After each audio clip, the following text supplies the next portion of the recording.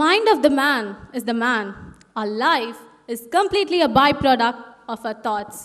There's no saturation in life, only saturated minds. There's no stagnation in life, only stagnant people. Life is a mere open parenthesis. Fill it as much as you can. There's no closed parenthesis. There's as much room as your heart can conceive. There's as much room as your mind can believe. There's as much room as your attitude towards life. A very good morning to one and all. I'm M. Charumati, and I stand before you to speak on the topic, Trust Your Journey with Self-Belief. What exactly belief is? Belief is the ability to be courageous, to face the adversities of life. Your thought begins it, your emotion amplifies it, and your action increases the momentum. Belief forms the basis of our thoughts. Our thoughts become our actions become our habits become our values become our character, and our character ultimately becomes our destiny. How often do we sit perplexed when we encounter a problem in life? We keep searching for all possible solutions outside, not knowing what all we need lies within. Peep in and you'll find the right solutions. Always remember, even if no one else likes you, you have got to like yourselves. Even if no one else believes in you, you have got to believe in yourselves. In fact, only when you learn to like yourselves, the world will begin to like you. Only when you learn to believe in yourselves, the world will begin to believe in you. All in all, how the world sees you makes not much a difference, but how you see yourselves makes all the difference. It is astonishing to see how the world makes way for a resolute soul, and how obstacles get out of the path of the man who believes in himself. Trust yourselves and trust your journey. History is replete with examples and extraordinary role models like the ones I'm going to illustrate now. Abraham Lincoln was elected as the 16th President of the United States only at the age of 52. Until then, he has experienced almost all sorts of failures and defeat. But his iron will and strong determination paved way for success. Gandhiji had a strong and ethically convincing will to make India free, despite all the odds and the apparent failures, which sometimes made his idea of liberating India from the yoke of British imperialism almost an impossibility. But he at last succeeded in his noble endeavor. Even Nelson Mandela fought against racial discrimination in South Africa. One day, a little boy came up with a note in his pocket saying, "Your Tommy is too stupid to learn. Take him out of a school." His mom read the note and exclaimed, "My Tommy is not too stupid to learn. I'll teach him myself." That little Tommy grew up to be the great scientist of all times, none other than Thomas Edison. He encountered almost thousands of failures before he succeeded. But at last, when he made it really behind and made it big. The idea behind suggesting so much of examples is that success is not restricted to few. It can be achieved by anyone who ardently desires to go for it. There are many people who often experience despair, defeat, and frustration. Defeat the defeat, frustrate the frustration, and kill the despair. The destination you'll reach soon. The success is yours. On 9th August 1945, the whole world exclaimed that Japan would never rise to competition in the next 250 years. The two most flourished cities, Hiroshima and Nagasaki, were bombarded. And what did we see? In the next 10 years, Japan became the largest producer of textiles, iron and steel, automobiles as well.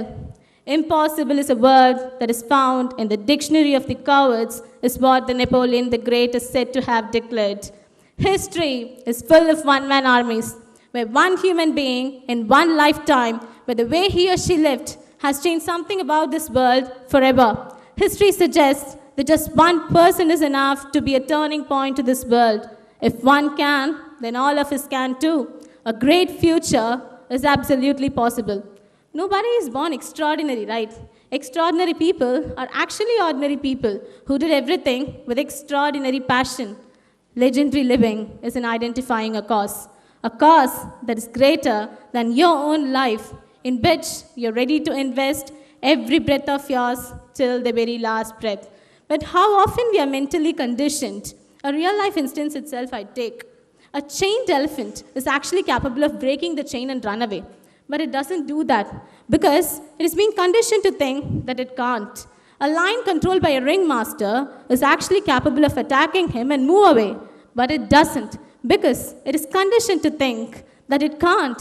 On the other hand, eagles fly above the clouds with a trust on their wings. Whenever you encounter a problem in life, try to look beyond the possibilities and you'll discover the opportunities. Above all, cherish your uniqueness. What if you're imperfect? You're still one of a kind. What if you're wed in the past? There's no saint without a past, and there's no sinner without a future. What if you have blemishes in your personality? What's the future there for? This is you, period. Of course, you have the responsibility to strive to become the best you can be. And why would you not celebrate yourselves when you're born winner? Do you know about several years back, 700 million participants ran a race, out of which only one emerged a winner. Those 700 million participants I'm referring to are the 700 million sperms. Only the fastest and the healthiest came first for you to be born. Your very beginning was winning. Your very birth is a symbol of victory. There are only three kinds of people in this world: those who listen to stories, those who tell them, and those who make them happen. Always graduate yourselves to the third level. I'd say a simple example.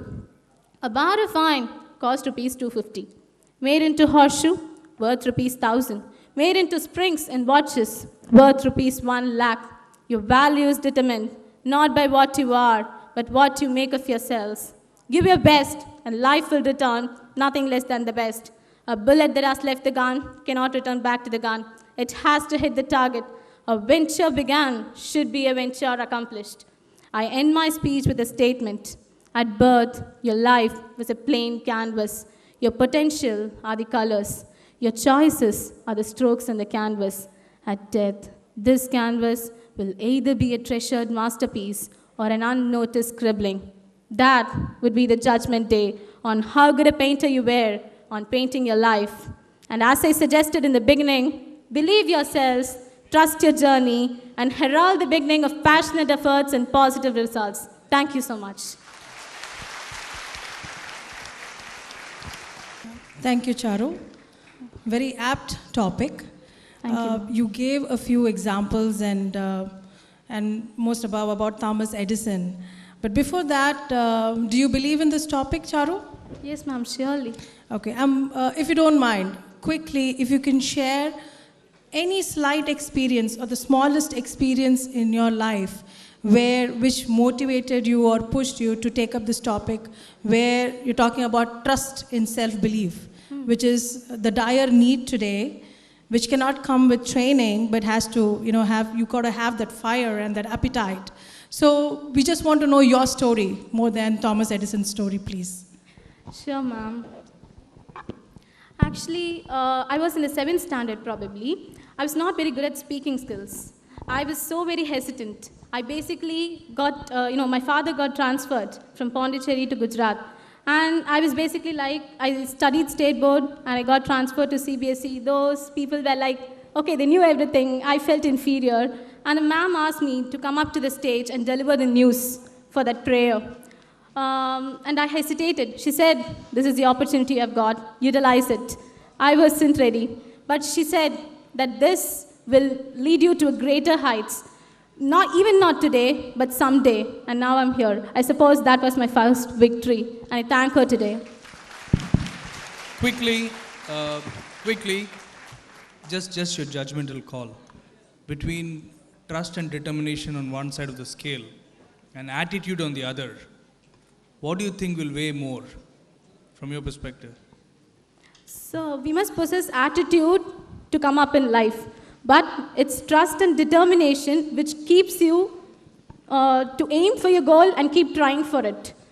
Attitude is, I suppose, it's regarding your IQ. And determination and willpower and trust, it comes from our heart. So a combo of both will bring success, is what I feel. Thank you. Thank you, sir. Thank you.